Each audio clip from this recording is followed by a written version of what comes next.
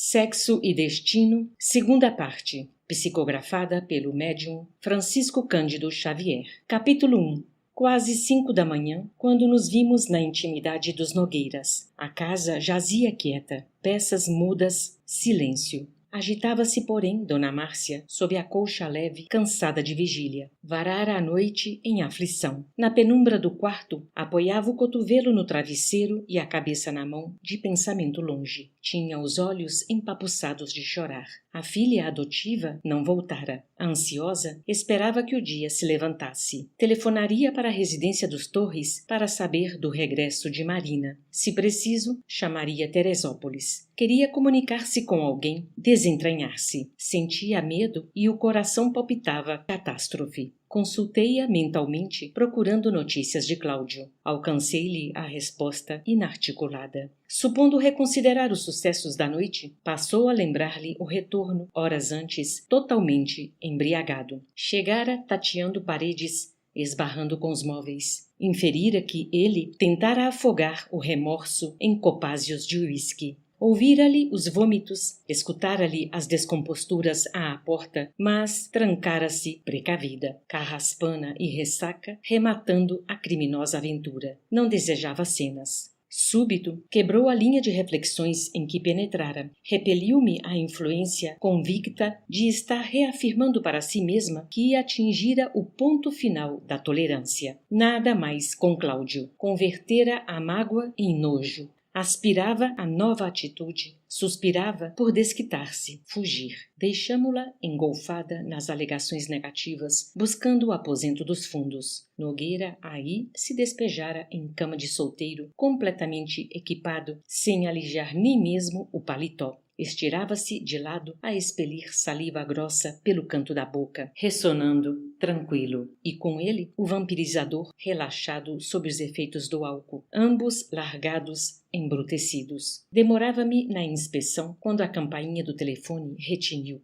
Com certeza, irmão Félix obtivera meios de abrir-me alguma porta a fim de que me fosse possível atuar favoravelmente. Imprescindível atacar o problema, advogar a proteção de que for incumbido. Tornei à sala. Dona Márcia, em baby doll, punha o fone ao ouvido, carregada de escuros pressentimentos. A voz de um homem simples repontou no auscultador. Estou falando com o Sr. Nogueira? Ele está?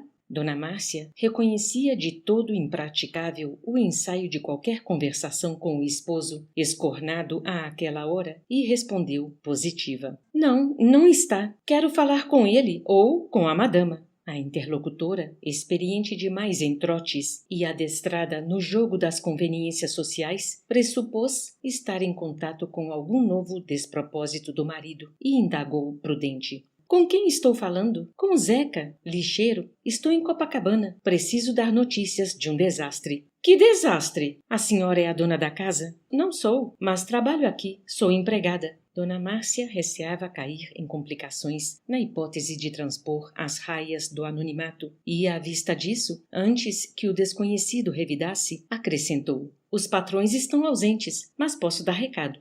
Olhe, gaguejou o informante. O caso é com Dona Marita, a moça da loja. Que há? Diga, por favor, o que aconteceu? A senhora Nogueira sentiu-se traspassada de angústia, enquanto, de minha parte, concluía que Félix angariara o concurso de um lixeiro prestimoso para transmitir a notícia, preparando o terreno que me cabia encaminhar ao plantio da compaixão. Diga aos patrões que ela foi atropelada. Onde? Como? Quando? Bem, eu não sei como foi, mas vi que era ela. Agora? Há uma boa meia hora, aqui perto, na Avenida Atlântica. Está aí? Não está. A ambulância já levou. Mas o senhor tem certeza? Tenho toda a certeza. Ela estava sem bolsa, ninguém a reconheceu, mas eu conheço Dona Marita, foi sempre amiga de minha mulher desde que veio para cá. Minha mulher é empregada no edifício da loja. Coitada de Dona Marita, moça tão boa. Ela é que conseguiu lugar para as minhas 2 filhas na escola. Mas escute, Dona Márcia cortou as referências terrivelmente chocada. E como ela está?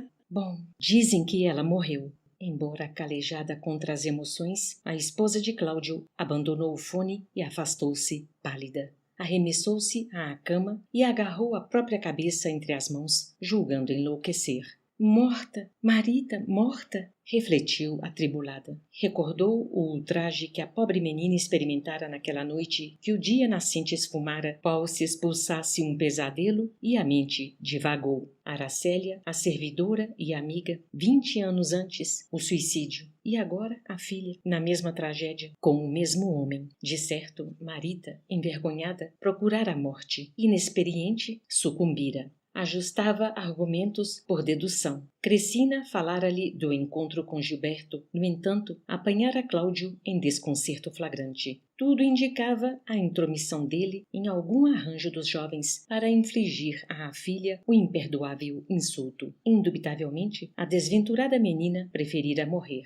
Nesse entretempo, intervim. Assimilei-lhe os pensamentos de simpatia e a fiz meditar nas tribulações de Marita dentro da noite, esforçando-me por incliná-la à compaixão. Largasse o marasmo, sacudisse Cláudio, chamasse, implorasse. Se o marido não estivesse em condições de compreendê-la, que ela própria saísse à rua, procurasse a moça, telefonasse à polícia, refletisse nela como sendo sua própria filha, corresse ao pronto-socorro da Zona Sul, inquirisse funcionários, ouvisse médicos, visitasse o necrotério. Alguém auxiliaria, encontraria a criatura que a providência divina lhe pusera nas mãos. Quem saberia, talvez que ela ainda estivesse nas raias do fim, a esperar-lhe as mãos piedosas, como quem aguarda uma bênção. Dona Márcia ouviu mentalmente. Ao recolher-me às sugestões, imaginou a filha estendida no necrotério, comoveu-se e chorou. Entretanto, a senhora Nogueira não era pessoa que renunciasse a peso e medida em matéria de questões sociais e domésticas. Reagiu para logo, crendo-se piegas. Não queria afundar-se em sentimentalismo, confessou, na suposição de que falava consigo mesma. Era necessário sopesar prós e contras. Do pesar ao cálculo, mediaram apenas alguns instantes. Efetivamente, lastimava Marita e enojava-se de Cláudio, monologou. Todavia, era mãe. Nada de aliar-se ao destino da filha. Marina aprumava-se. Os Torres eram ricos, talvez riquíssimos. Ambas as moças disputavam Gilberto. Afinal, a morte de Marita surgia por solução. Assim que pudesse chamar o esposo a brios, combinariam um plano certo. Levantariam a hipótese de acidente, inventariam versão plausível. Ela própria afirmaria que concedera à jovem permissão para pernoitar em casa de parente enfermo, recomendando-lhe o regresso tão cedo quanto fosse possível para a obtenção de notícia urgente. Indispensável maquinar situações, engenhar detalhes. Os chefes da loja, amigos de Marita, se interessariam pelos fatos. A imprensa tomaria atenção. Cabia-lhe preparar-se a fim de facear repórteres e fotógrafos. Pensou no modelo azul com que se apurava na representação a funerais e vasculhou a memória para saber onde colocara, distraída, os óculos escuros. Quando a manhã se adiantasse, despertaria o esposo com vista ao ajuste. Conversariam seriamente. Até lá, fantasiaria a história convinhável ao público em função da felicidade e do futuro de Marina. Se a outra estava morta, para que preocupar-se? Importava-lhe agora a filha, somente a filha. E depois que a filha se casasse, nada de Cláudio. Não se sentia inútil, mas andava cansada de dar no batente, suportando inibições e contrariedades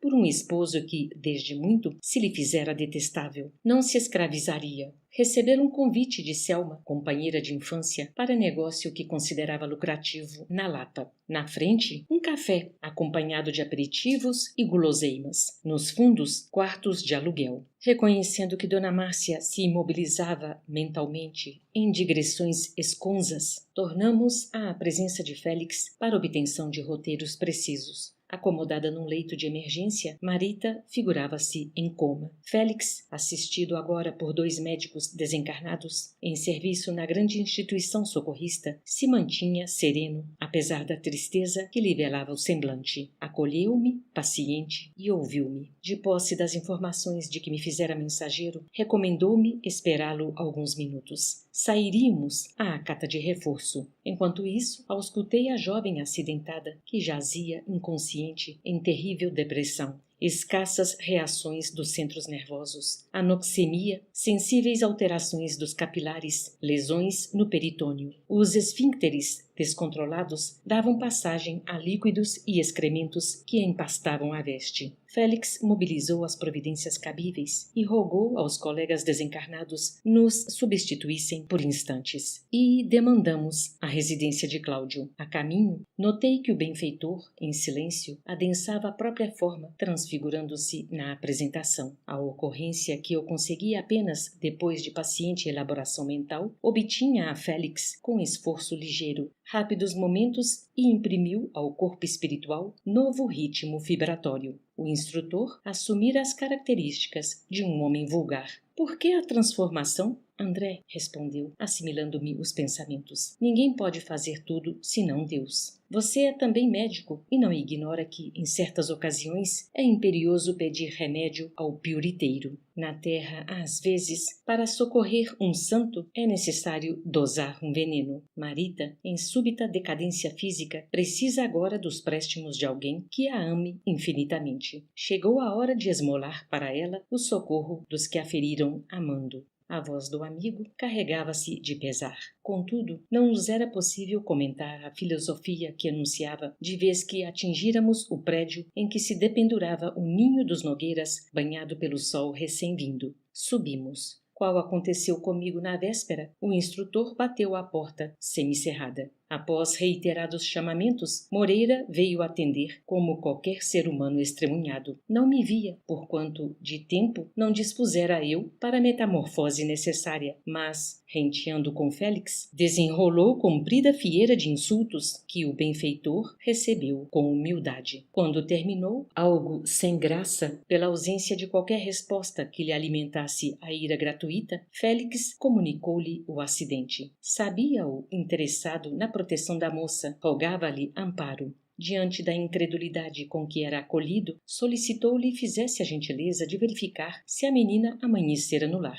Moreira correu ao interior e voltou, coçando a cabeça. Sim, atenderia ao apelo, mas não despertaria o dono da casa enquanto não averiguasse a realidade. Carrancudo ladeou o instrutor, sem dizer palavra, do Flamengo ao estabelecimento de socorro público, mas, topando a moça, entregue à miserabilidade orgânica, o peito se lhe explodiu numa torrente de lágrimas, semelhante à rocha que se partisse de repente para revelar uma fonte. Então, rodando sobre os calcanhares, arrancou-se qual flecha. Félix, confortado, explicou que, pelo visto, Cláudio não tardaria, informando-me de que, segundo lhe era lícito ajuizar, Marita conseguira pequena moratória. 15 a 20 dias, no máximo, no corpo amarfanhado. Tempo de meditação, preparo valioso ante a vida espiritual. O cérebro seria protegido, mas não recuperado. Desorganizara-se. Dentro de algumas horas, a moça poderia pensar e ouvir com regularidade, reaver alguns recursos da sensibilidade e enxergar imprecisamente. Entretanto, não mais contaria com o centro da fala. Naquele estado, aditou ele, permaneceria facilmente na esfera física por muito tempo ainda, mas o peritônio sofrera contusões de efeitos irreversíveis. Não valeriam antibióticos, por maior fosse a carga. Ainda assim, sentia-se reconhecido aos supervisores espirituais que haviam advogado a pequena dilação. As horas finais ser-lhe-iam preciosas. Desfrutaria o ensejo de aprontar-se para a renovação, enquanto que Cláudio, Márcia e Marina talvez reconsiderassem caminhos. Arrecadava-lhe o otimismo comovidamente. Transcorridos pouco mais de 50 minutos, Cláudio, seguido por médico que se lhe afeiçoara à família e que conhecia Marita desde muito, deu entrada no posto de assistência. Márcia, sob a pressão de Moreira e interrogada pelo marido, liberara as informações de que dispunha.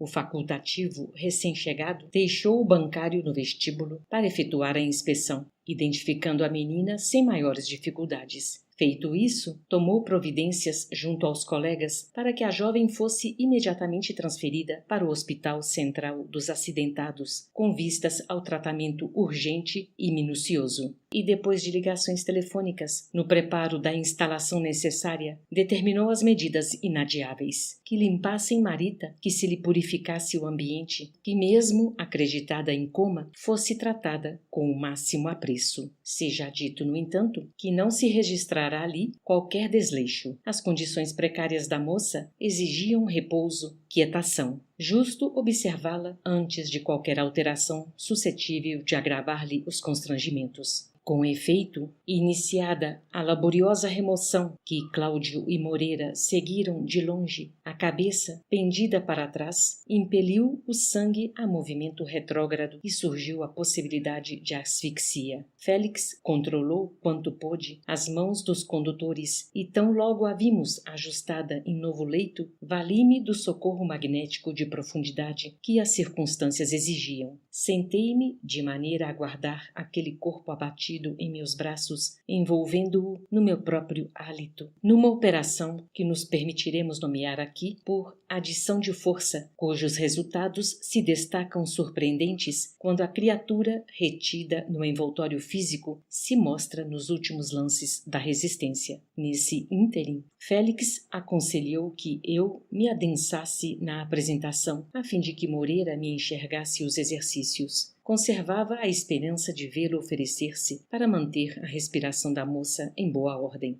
Orei, empenhando-me na consecução do objetivo, e quando Nogueira e o acompanhante vararam a porta do quarto em que a administração nos localizara, o vampirizador deitou-me olhar espantadiço. Cambalearam sensibilizados, aflitos. Incoercível emoção me tomou a alma. Cláudio abeirou-se, trêmulo, da filha, e rompeu em soluços. Tanto quanto me era dado perceber, aquela hora significava para ele doloroso balanço de consciência. Instintivamente, tornou à infância e à mocidade. Lembrou as leviandades primeiras e reflexões do passado corporificaram-se-lhe na memória. Enfileirou na imaginação os desvarios sexuais das trilhas percorridas. Cada jovem que iludira, cada mulher de cujas fraquezas abusara, repontavam-lhe na mente mental como a lhe perguntarem pela filha que a vida lhe trouxera.